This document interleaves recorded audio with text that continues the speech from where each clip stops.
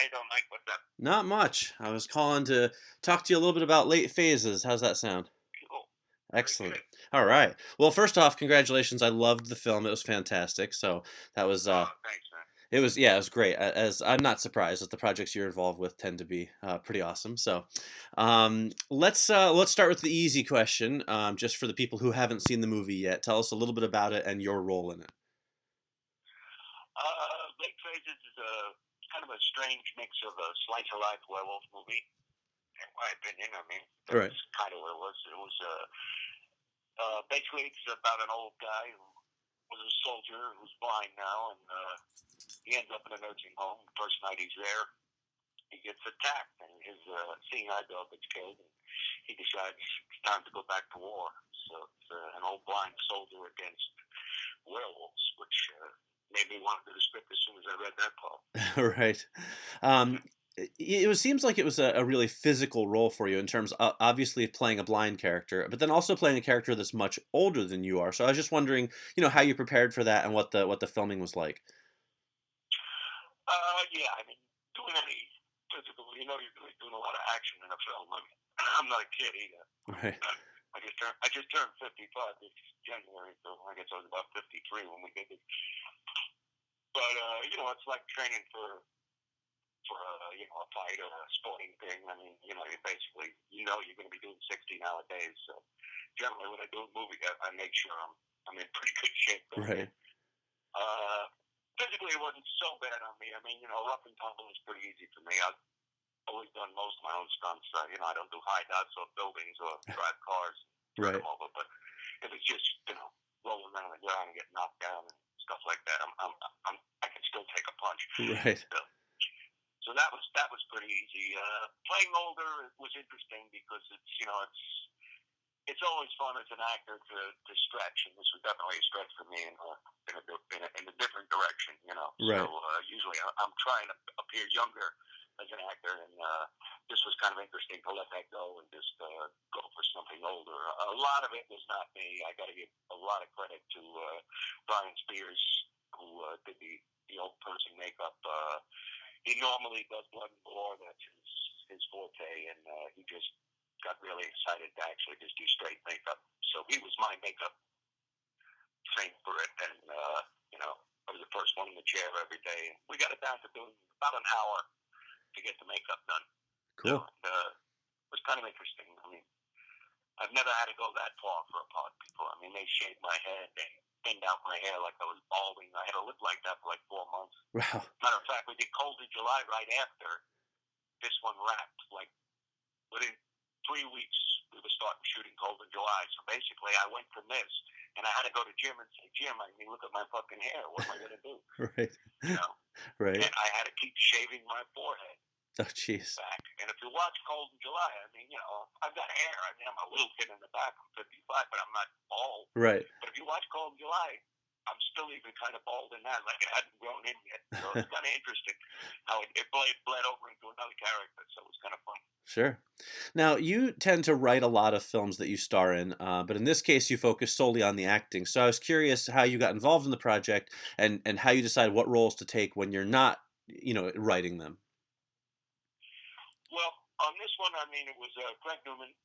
Larry Preston contacted me and said Craig had a script that he's, interested for me to act in. And Craig had done Stakeland with Larry Preston's Glass Eye Pitch was involved. And so we all kind of knew each other from that. And so I said, sure, yeah, man, I'm sending the script. So Greg sent me the script. I read it, called him right back, said, man, I love it. It's got everything I like to do in it. And, but I'm a little bit young, so we talked about that a bit and thought about maybe we could bring the character down in age a little bit so it wouldn't be such a stretch. But ultimately, we decided, after talking to Spears and stuff, that it was more important for the character to be a guy on his last legs, Hmm. which is what the movie's about. So we didn't want to mess with that. So we decided to go for it. And about 2 years went by almost from the first time I read it, and I thought it was dead in the water because that happens all the time. You Right. get scripts and they don't play out. And surprisingly, I got a call from Greg, and he said, "Hey, you still interested?" I was like, "Sure." He said, "Well, we're green lit. We're going to do it." So it happened. Very cool. Now, you've done, you've fought so far in movies, zombies and vampires and now werewolves. Do you just have like a monster checklist you're working your way down, or is that just coincidence? Yeah, when it's me against Godzilla in the next movie. Uh, Right. yeah, I mean, the horror thing is, it's been very good for me creatively, and I'm a horror guy, but I'm not like a horror nut job. I like a lot of different genre. I'm a genre guy. I would call myself, and but I do find it a really refreshing place to work because it allows you to do things that wouldn't get done otherwise. Like this movie, slice of life movie about old people. Who's going to do this movie? Right. Unless you got Al Pacino and all these guys lined up to play parts, you're not getting it done. Right. Nobody does slice of life movies as a low budget movie anymore. But if you throw a werewolf in the mix, all of a sudden everybody's interested. Right. And I think that's the thing you can do, like Romero did in Night of the Living Dead. So horror movie is a social commentary. It's an interesting way to work in horror, and I think it's what horror needs to get back to more, instead of just being about horror. Absolutely. I mean, The Exorcist worked on so many different levels, and then I watch all these rip-offs that come out, and I'm just like, there's nothing here but an Exorcist story. They just want to show a devil in a possession, and it's all special effects, but there really is no character story behind it. Right. I think that's a bad direction for horror to take in the long run. I agree with you. Absolutely. Um, just a question on, as far as in the film, your props. How attached did you get to that shovel? Did you name it like Wilson the volleyball, or was it just more of a straight prop? No, it was it was just a shovel. I did become pretty dependent on it. It was something I fought against at first as an actor, just saying this is ridiculous. Why would I carry a shovel around with me? Right.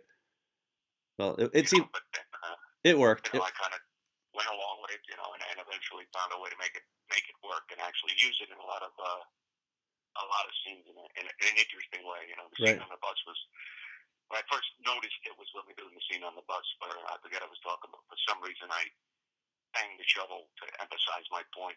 Right. And I was just like, holy shit, yeah, that's kind of cool. All right. I'm not a prop guy, I argue with people all the time about props. Right. Hand me a bunch of props, and I'm like, whoa, I'm acting here. I don't want to be juggling. Right. Right. It gets very complicated with Sure. props, Mm-hmm. And so that was kind of fun when you do find a way to use a prop and actually integrate it into the character. It's kind of fun. The old rocking chair in it. Yep. I got on set early. And, it was an old place. They were going to tear that house down, so we got to do anything we wanted. And I found that rocking chair in the garbage and pulled it out and taped it up with duct tape. And I was using it just as my set chair, basically. And Adrian was just looking at me, one day, going over my scripts in my old man makeup and looking at the rocking chair, looking at me, and I looked at him, and the thought hit us at the same time. I said, holy shit, this is Ambrose's rocking chair, man. We got to use this. It's great. Yeah, that's so awesome. It's kind of fun. Sure. So I wanted to ask you about your relationship with Jim Mickle. You guys have made some really amazing movies together. I was curious how you guys came together professionally and what your working relationship is like. Jim and I met, I want to say, way back, maybe 201. He was doing a college film. I think it was his last year of college. Then for another friend of his, he was actually just ripping on the film, and it was a week film. I live by MRU and know a lot of the teachers, so I used to do a lot of the student films. And we just hit it off. We were up in Connecticut for a week, staying in some cabins, shooting this movie, and me and him just hit it off and really wanted to do something together. And we just kept banging our heads and shooting short experimental things and coming up with ideas for scripts. And I'd write them, and we'd try and get them done. And it took us a couple of years, but eventually we used a couple of buddies that we knew, actors I knew. And one guy, Tim House, invested $10,000. He said, I got $10,000, we can make a movie. And I had written a zombie thing for kind of like a throwback to Night of the Living Dead. Mm-hmm. Weird kind of, outdoor classic zombie thing. And I realized that $10,000, I was sitting in my kitchen, and I said, well, there's no way we can do that. I said, there's only, $10,000. I said, we'd have to shoot the movie in my kitchen. And the idea hit me. I said, holy shit, we can do this in my kitchen. Right. Do this in an apartment building. So I took that script basically and revamped it as Mulberry Street. Right. And wrote it for this. And then we raised a little bit more money, and that was our beginnings. from there, Stakeland came along, and then we are Cold in July, and now we're working for Sundance Channel doing a series. It's Okay, kind of interesting very cool. progression. Speaking of Stakeland, I've been a huge champion of the film since it came out. It's one of my favorite vampire movies of all time. So yeah, I loved it. I was just wondering if you could tell us a little bit about that experience as a whole. Stakeland was just an amazing segment of my life and career. I was just, I was so excited by it. It was a concept. We were looking for something to do after Mulberry Street. Obviously, we were already looking at Cold in July. But there was no way that was going to happen. We had optioned the book, and just we couldn't get anybody to bite, Right. and we just needed something to do. So I just kind of said, "Look, man, we got to write another movie. I mean, this is crazy. We're going to do another horror movie and come up with some kind of an interesting way of doing it." And Jim and I had always been interested in The Last Man on Earth Mm-hmm. movie that Vincent Price had done from the Richard Matheson I Am Legend, and Will Smith had come out and done the movie and just ruined that idea for us. So I was like, "Ah, shit." Right. So Stakeland was kind of a riff on that, saying, "Okay, let's create a world where this vampire plague has destroyed the world." And at that time, Obama was running for office. There was all kinds of weird political kind of stuff going on. So it kind of fuels off fire to destroy America and play with the aftermath. Yeah. And the idea of Mister, I've always been a big fan of the Searchers. Uh-huh.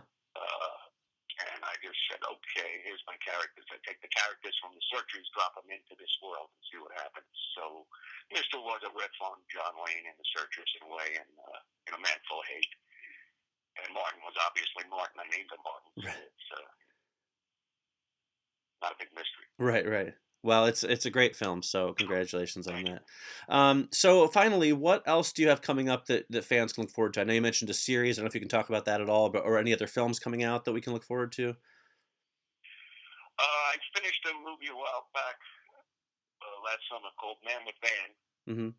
which is a arson caper movie, kind of two guys who burn down places for insurance money and then get involved with the mob, kind of not the mob, but with a bad guy. Right. Cool. So that was kind of fun. So we'll see what happens. What happens with that? I don't know when it'll get released. And outside of the Happen Leonard thing, which we're going to be probably shooting soon down south. Right. Right now, because of the commitment to that, I just haven't been able. I actually had to turn down work the first time in my life, not because I didn't like what it was, but because I just can't do it. Right. Right. But man, success sucks. Yeah. But so otherwise, I'm just I'm going to play this one along and make some money and try and do the best job I can with the material, which I love. It's still Lansdale. Happen Leonard is a series of books he wrote, which is brilliant. And, I'm just trying to have fun with that world, and then we'll see. Once we wrap shooting, maybe I can pick up a low budget movie or something like that when I got some downtime and keep my hand in. That sounds good. Excellent. Well, Nick, thank you so much for taking the time to talk to me. I really appreciate it. It was great talking to you.